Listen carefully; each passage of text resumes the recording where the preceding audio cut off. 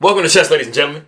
All right, cool. So, we are actually in the knockout portion of the Magnus Carlsen Invitational right now, and so we have the round one. This is game number two between Alireza Firouzja and Wesley. We have Alireza Firouzja, who is originally from Iran, but he has changed locations. He now lives in France, and he's actually currently representing FIDE. He's FIDE sponsored, but he will be representing France in the future. Yeah, if I have anybody that is coming from Iran or a Farsi speaking country, majority of people are Muslim. So assalamu alaikum to you. I just learned this. We got Kaylee Sapasko Zaram. That's thank you very much. I believe my assalamu to you. Appreciate it very much. All my people in the Philippines. Magandango Maga, Magandango Pong, Maraming Salamat Po Sa Nananud, Ing Aking Maga video. Appreciate you guys stopping by. There's something else I learned. Let me see. Something else I have on my files here. I'll get it down, but I just learned it. For anybody who's just coming to my page, I will say Malagayang Pagdating Sa Aking channel. Welcome to my channel. I'm gonna get the pronunciation and I'm gonna get the actual saying and everything down with that. But Aking Maga Kabagan, Maraming Salamat Po. Appreciate you guys very much. Mabu Hai Inga Lagi to you. And yeah, if you guys are ready to go, let's see what we have for this game. All right, so we got E4, E5, knight to F3, knight to C6, bishop to C4, bishop to C5. We got C3, knight to F6, D3. So we have the Giuoco piano, and then we have the Giuoco Pianissimo. So as you guys know, Giuoco piano, quiet game in Italian. Giuoco Pianissimo, very quiet game, even though, very rarely are these games very quiet. They're usually pretty loud. But yeah, anyway, so we have D6. We got castles by white. We got castles by black. We have rook to E1. All right, so we got H6, H3. This is all standard theory. This is stuff that's been played before. When you start getting into like multiple knight and multiple bishop moves, that's when it gets like a lot more narrow. So you guys are going to see that in a second. So we have A5, bishop back to B3. We got bishop to E6, bishop to A4, bishop to B6, and then we have D4. And this is actually the novelty of the game. So like I said, I mean, you had this bishop move, which is pretty normal. But then you have this bishop backing up here. You have this bishop backing up here and then backing up here. Anytime you have those multiple moves, you're going to end up getting a novelty pretty quickly. And of course, in this particular position, there's a very real threat of D5 coming and forking these two pieces. So we have to do something about that. So we see bishop backing up to D7. We got bishop to E3. Got pawn takes D4, pawn takes D4. We have rook to E8. And as you guys can see, white has the really nice pawn center established. So they're doing pretty good. D5 comes. We see knight to E5, knight takes E5, bishop takes A4. We got queen takes A4, bishop takes E3, rook takes E3, and then we have rook takes E5. So, as you guys saw, it took like 5 moves for this knight to actually be taken after it was captured. This is how things go. Anyway, we have knight to D2. So, as you can see, white's just making sure they defend everything. This pawn is, yes, you do have a good pawn center, but a lot of the times it takes some care to make sure that you take care of it because whenever you play E4, especially, you have to worry about this E4 pawn being attacked very heavily. So a lot of the positions that you get into, they kind of center around defending that pawn. And so we see queen to D7, trying to knock, this is an effort to try to knock the queen, off the defense of this pawn so that you can, move the rook over so you can have your own like little attack going. So we see queen back to C2, which as you can see, queen retreating back to C2 does maintain the protection of this pawn. So it's a good retreating square. It would have been a lot better than, B3 or back to D1. So even though, it's not a bishop, when I'm talking to you guys about the bishops, like, dominating the knights, when you're making retreat moves after you've been attacked, or, somebody's offering you a trade, you have to be very careful, like where you actually retreat your pieces to, because you do want to maintain like the attacking possibilities and the defensive possibilities of your pieces. So be very careful with that. Rook A comes to E8. We see rook A to E1. We see knight 5 to E7. We got queen to C3, queen to A4, and we see F3 by white. Now, a majority of the time when I'm showing you guys these videos, I'm always telling you guys to be very careful about taking pawns, right? And you do have to be very careful in this particular position, but this pawn on a2 is actually not poisoned. Originally, I was going to stop the video here and have you kind of guess and see who actually guessed to take on a2. But the move that was actually played in the game was roughly around the same. There is a really, really strong move in the position, and it is knight to h5. And this is not what was actually played. You know, knight to h5 is just wanting to, you know, at some point, you know, get the knight here to f4, which is a really, really nice, you know, square for it to be on. Maybe after something like g5, you got that knight really cemented in the position there. But we do see queen to b4 in the game, and then after the king comes to f2, we see queen taking c3, pawn taking c3. But if we did so happen to see queen taking a2, get that off the screen accidentally. If we do see queen takes a2 in the game, we would see b3, and then after queen to a3, which is the saving move. You would see rook to a1, and then you can either see queen to b4 or queen to c5. Both of them are going to basically end up being the same position. As you guys can see, after b4, it's just going to end up being the same thing.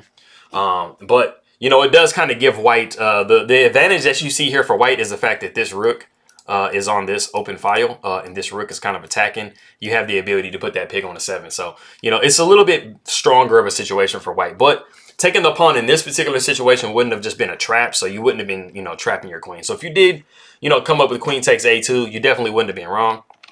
But like I said, what we saw in the game was pawn takes c3. We see a4 by white, and this is a very, very good move. It's a really instructive move because this knight, you know, does want to route itself over to d4. But a4 makes it really a little bit harder because it's going to make the knight kind of go in a roundabout way. Like if you don't have a4, you might have b6. You'd see something like this, and then the knight would get, you know, the knight really wants to get here, you know, put itself in the middle of the board and really disrupt this rook. So a4 is just perfectly making sure that we prophylactically, you know, my bad, that we prophylactically make sure that we, you know, restrict that. Now, a lot of you guys that have been watching my stuff, they know, you know, whenever you're playing against the knight, you do want to make those certain pawn moves that restrict your opponent's ability to like maximize their pieces, because that's definitely a strategy in the game. So we see g4, knight comes to d7, we got rook to b1, we got knight to c5, we have knight down to f1, we got c6, we got c4, rook to c7, rook to a3, and so this is really tying the knight down because of course, you know, you don't have the ability to go here because you're just going to be trading and you're going to be, you know, getting a pawn here. So, you know, this is really restricting the knight to kind of have to stay plopped on c5. So we see g6, knight comes to e3, king to g7, we got king to e2, we got rook to h8. So I'm just going to kind of run through these moves. We just kind of have a lot of shifting around going on. There's not a lot of like tactical, like, you know, positional type situations going on. It's basically just each player, you know, kind of trying to maximize their pieces. So we see rook to c3, we got h5, which, you know, of course is trying to, you know, break open this h file for this rook.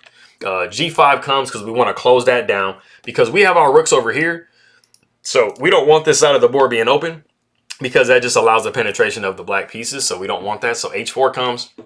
We see rook c to c1, rook to h5, rook to g1, rook back to h8. We got rook to b4, rook to h5. We got rook to g4, rook to h8, rook to g1, rook to h5. And it looks like we might repeat, but this actually is, this position is a little bit stronger for black. Yeah, I mean, you kind of have, it's roughly about the same. It's not like it's really just so much better for each player. It's roughly even. You know, each player pretty much has like the ability to like do the same amount of stuff. I mean, this knight doesn't really have a good ability to really push itself forward. Neither does this knight here. You know, these rooks are kind of restricted. You know, this rook is on a half open file. So, you know, you might give a slight advantage to white, but it's nothing really to write home about. So the rook comes to b2. We have the rook to h8, rook to d2, rook to h5, rook to d4, rook to h8, rook to b1. We got rook to e7, king to f2, rook to h5, rook to g1, rook to e5, knight to g4. And this is where we kind of start to see a shift a little bit, you know, where we start to get like, you know, a little bit more of a maximization of a piece. So the rook comes to e7, and then we see knight to f6. And as you can see, you know, this pawn push served a couple of purposes when you first did it.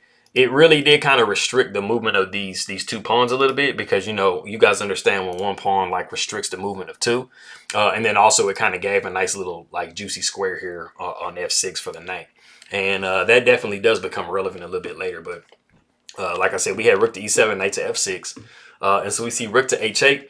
And this is you know, slightly better for white, you know, like I said, because this knight is a lot more optimally placed than this knight is here. So that's definitely something that you want to be looking for in your games when you're playing, you know, trying to put your pieces into your opponent's position as deeply as possible. You know, this king is really restricted. Actually, the king can only go here. So, you know, this really limits the movability of black's king. You know, white's king has a little more movability. So the pawn takes c6, pawn takes c6. We see rook takes d6. We got rook to b7. So white's movements have kind of like liberated black a little bit, because, you know, as you saw earlier, black was kind of restricted. You know, now they have an open file for their rook. They can try to swing this one over and stuff like that. So white has kind of just like helped black just a little bit. So it's kind of you know, it's kind of giving Wesley so a little bit freer of a game to be playing. So we see king to e3, rook comes to b2. We see rook g to d1. We got rook takes a2, rook takes c6. We got rook to a3 with check. The king comes down to e2. We have rook to e2 with check. King comes back to e3, rook to a3 with check, and it looks like we might repeat. But we see king to e2, rook to a2, and then king goes down to f1 now. So we have sidestepped the draws, and I believe the fact that they're playing online, it basically, you know, when you're playing over the board, it doesn't automatically draw. Like, basically the players have to catch it, and then if they do catch it, they can get the arbiter, and then they can claim the draw. But I think that when they're playing this online, there's like a system set up to where if they do repeat 3 times, it's just an automatic draw. Like, it just basically notifies the players like, hey, it's a draw. Just like, you know, when you're playing on chess.com, like somebody can just hit the button and it's a draw type deal. So I'm not sure about that though. I don't know. But I heard I heard it said that was the case. But anyways, we have knight to b3. We have rook c to d6. We have a3. We have rook to d8. We have rook takes d8, rook takes d8. And this is where the momentum severely shifts into black's favor.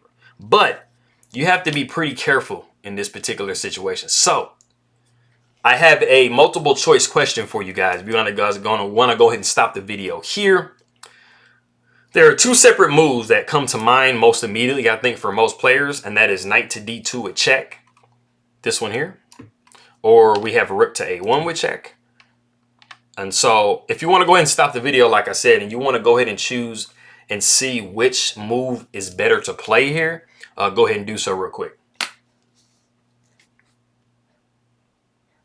All right, cool. So if you said knight to d2, you would be absolutely correct that is the best possible move in the position. And I'll show you what actually gets played in the game. We'll go through the line, and then we'll go through why rook to a1 is not the check that you want to put in that particular situation. So we would see knight to d2 check. King comes to e2, rook takes e4, king to e3, knight takes f6, pawn takes f6, king takes f6, rook to a8. And as you can see in this particular position, black has won a pawn.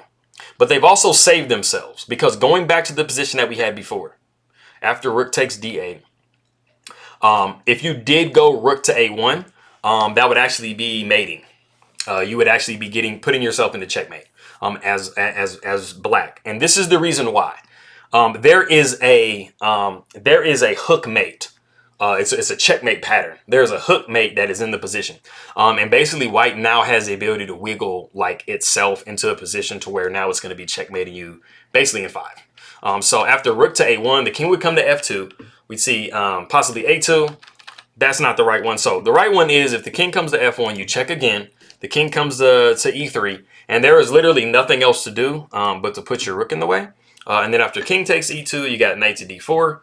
Not removing the rook, but coming up to e3 with your king. And then after knight to c2 at check, you see king to f4.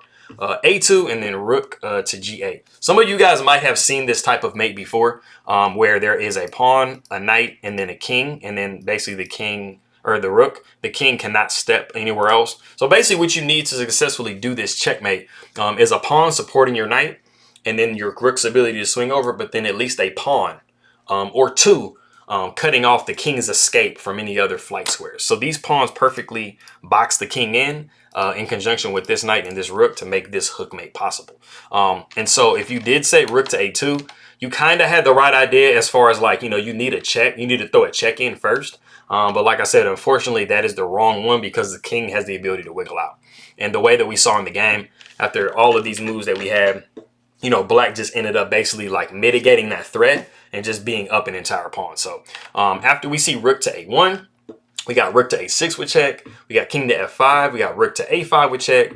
We see king back to e6. We got rook to a6 with check. We got king to f5. Rook to a5 with check. King to e6. Rook to a6, and it looks like we'll repeat, but we see king to d7. We got king to f2. We got a2. We got king to g2. We got king to c7. We have c5. We have king to b7. We got rook down to a4. We got king to c6. Rook to a5. We have g5. We have king to h2. We got king to d5. We got king to g2, f6, king to h2, king to c4. Now we start pushing a pawn, c6. King goes down to b3. We got c7. We have rook to c1 because, you know, of course, we can't just let it queen. And then we see rook to a7. And then we see rook to c2 with check, throwing a little intermezzo in there. Knocking the king down to g1. Rook takes c7. Now, this is a very legitimate deflection tactic. That you guys will see if you do like tactics trainers and stuff like on Lead Chess or chess.com or something like that. Basically, you're in a bad situation right here. Like the rook is probably going to have to move away, but you can actually build a bridge after this. You know, that's a Lucina position in-game type of situation that you can put yourself in if the rook doesn't automatically trade. If we do see the rook trading, so okay, yeah. After rook takes c7, Alireza Firouzja does resign. So just putting that out there. So if the rook automatically takes here, you're just going to be queening here with check. And that's just going to be a completely lost position.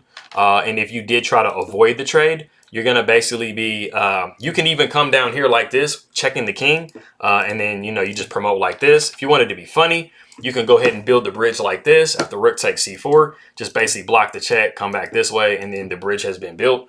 That's just, you know, the key to all end games, you know, building a bridge, Lucina position, stuff like that. So that was that. So that is the game from that is game 2 from round 1 of the knockout portion. And Wesley So has secured himself the first match of the 4-game series. And so we're going to be going to the next 4-game series. But yeah, that is that game. It was a pretty nicely played game.